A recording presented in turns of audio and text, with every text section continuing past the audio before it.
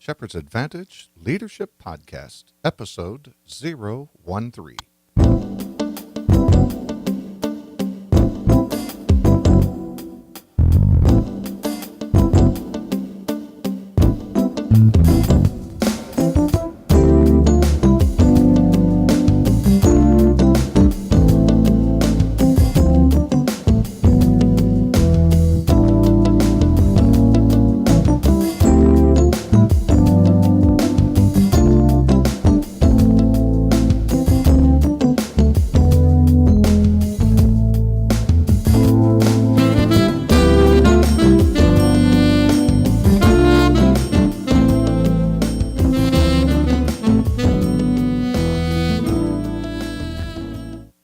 Well, hello everyone, and welcome to another episode of Shepherd's Advantage Leadership Podcast.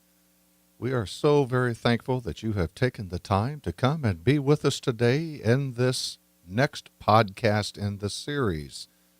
Today, we're going to begin a new series of discussion, and we'll talk about that in just a moment.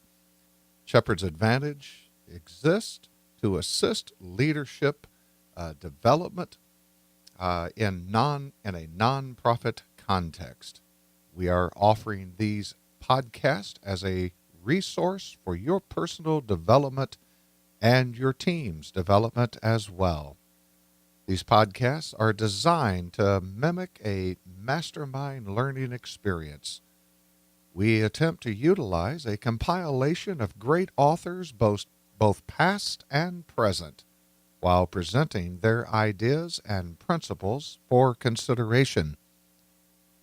Shepherd's Advantage offers a premier service in our executive coaching program. This program, I am convinced, is a necessity in being a leader in a modern context. I absolutely believe that you need to have a coach in this journey of life today. It's far, far different than what we used to face. In fact, when you consider the changing landscape of building human relationships, the technical, the economic, the political issues that are impacting all business enterprises, it just simply requires a different mindset in leading. Coaching is not being told what to do. Rather, coaching is assisting you in the discovery of direction, of dreams, and most important of all, the discovery of the answers that already lie within you. In the show notes for each and every podcast, there are links available to access the additional information on the topics that we are covering in these podcasts. You can access those show notes at Shepherd's Advantage Inc. That's INC, shepherdsadvantageinc.com. Again, shepherdsadvantageinc.com. This podcast series today is going to begin a discussion of why time management is an oxymoron. First of all, time is not something that we produce or that we bring into existence. Because we do not bring it into existence, we surely are not going to manage it. I believe that there are greater life lessons to consider on how to make our time more productive. So let's begin this great discussion on Today Matters. I'm including in the show notes a link. The title of this podcast series is by the namesake of a book that was wrote by John Maxwell on Today Matters. What you value matters today because it determines tomorrow's success. I provide the link for that purchase. If you desire to do that, to have that as an additional source, it is there as an ancillary study to the many things that we're going to bring to the table in this series. And it is available there so that you know there is additional resources that are available for you. We generally believe that time management practices will lead to a life of success, don't we? If somehow or another we can manage our time, we are going to be successful people. There's never enough time, is there? We always talk about, wow, I just don't have enough time in the day. The problem lies, I believe, in our misconception of what success really is. Each day falls apart for people, I believe, for one of the following 9 reasons. Number 1, we simply do not believe that success is possible. M. Scott Peck, in his book, The Road Less Traveled, that was wrote back in, I think it was around 1973 to 1975, he made an opening statement that just was an attention grabber. And he says this: life is difficult. He would go on to say that most people do not fully see this truth, that life is difficult. Rather, they moan more or less incessantly about the enormity of their problems. Oh my goodness, these problems are so huge, our burdens are so heavy, and the difficulties of life. Oh, if it could just be easier. Is life really supposed to be easy, I would ask? The second great insight here, I believe, why life falls apart is that we believe, number 2, that success is mystical. So we search for it. Seth Godin, in his book Permission Marketing, states that we need to stop shopping for lightning bolts. You do not become an Olympic gold medal winner with just a few intensive days of training. Boy, isn't it interesting at how so many people believe that it's their time to win the lottery. It's their time to capture the Powerball. This is their moment. And yet the discipline of life reveals that they have been quite careless and reckless in their preparation, daily disciplines. Number 3, life falls apart because I believe we believe that success comes from being lucky, so we hope for it. Can I just burst your bubble here and tell you there is no such thing as luck? Life rewards the prepared. Life rewards the disciplines. And so prepare yourself. Don't sit around and wait on a lucky day or thinking that you're going to find a series of 4-leaf clovers at your front doorstep. Number 4, I believe life falls apart because we believe that success is productivity, so we work for it. Can I just tell you that hard work and success are not one and the same? You can work hard and be very unsuccessful. I've had the good fortune, or maybe not so good fortune, to work in production manufacturing in years gone by. And I can remember that there were a number of men that were very hard workers, yet in terms of success in life, they couldn't manage their life, they couldn't manage their relationships, they couldn't manage their resources, and they worked hard, but it required hard work in order to maintain one foolish decision on top of another. Number 5, I believe life falls apart because we believe that success comes from the right opportunity, so we're willing to wait for it. John Wooden, the great basketball coach of UCLA, what a great teacher, what a great man. He stated one time that when opportunity comes, it's too late to prepare for it. Boy, that's a great, great insight. Number 6, we believe that success comes from leverage. So we engage in power displays. Industrial capitalist Andrew Carnegie stated in history past that success is the power with which to acquire whatever one demands of life without violating the rights of other people. Boy, in this environment today, it's about a dog-eat-dog world, isn't it? It's about what I can get from you and about what you need to give to me. It's a tough environment, but I like this statement from Mr. Carnegie. It's the power. Success is the power to acquire without violating other people around you.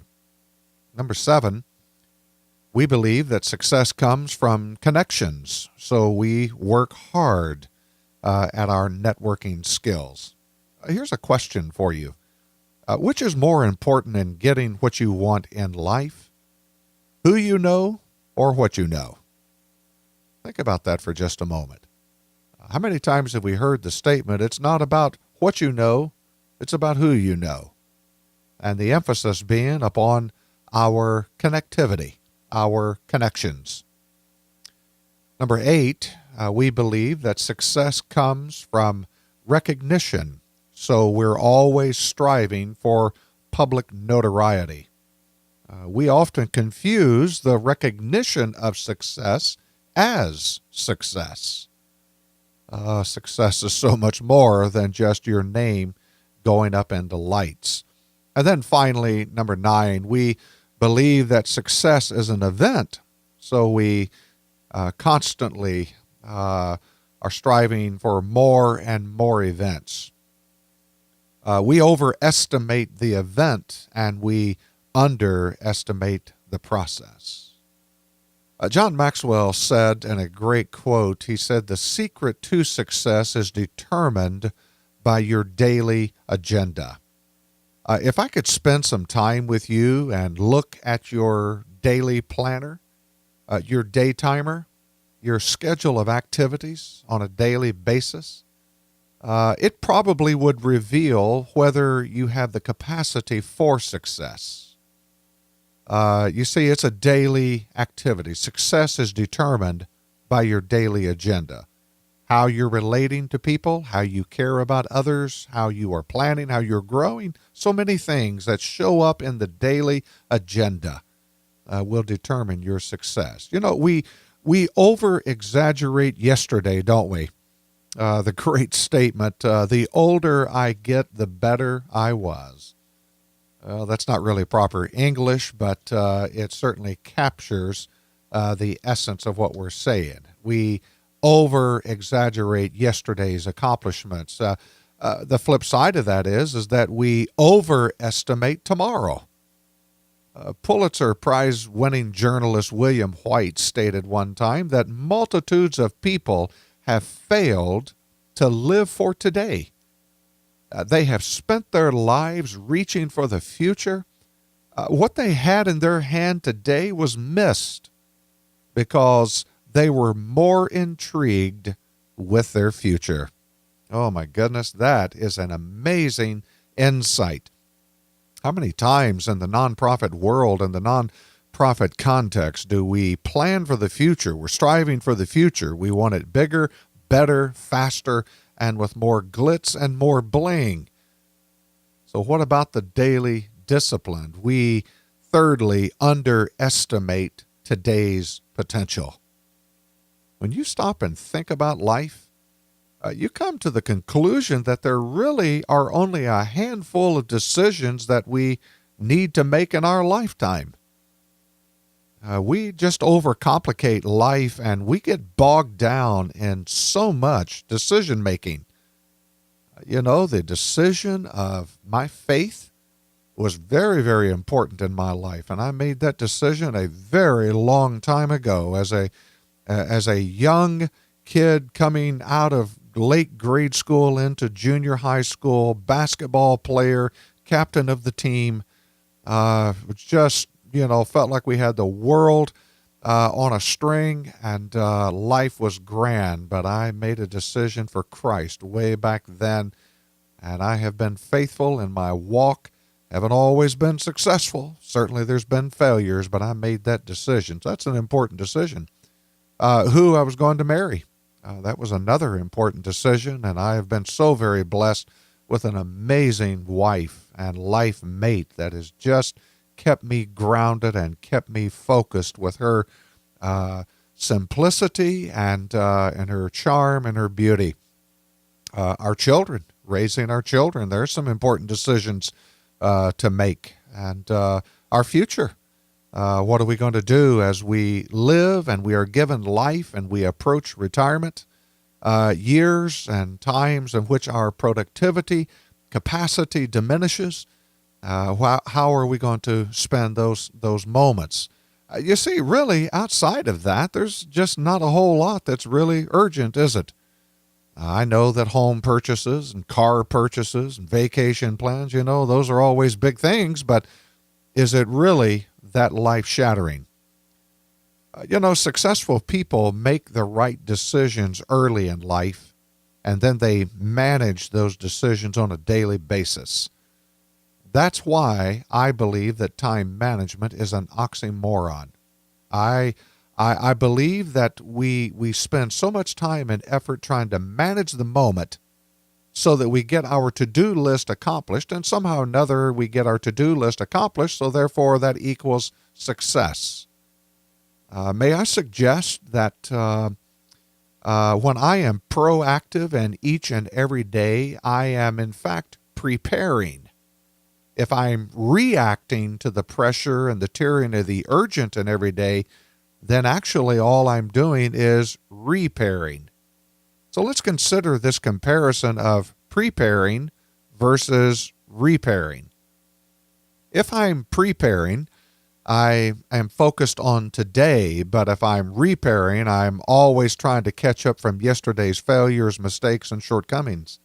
If I'm preparing, I increase my efficiency. If I'm repairing, it just absolutely consumes my time, and I'm always in a frenzy.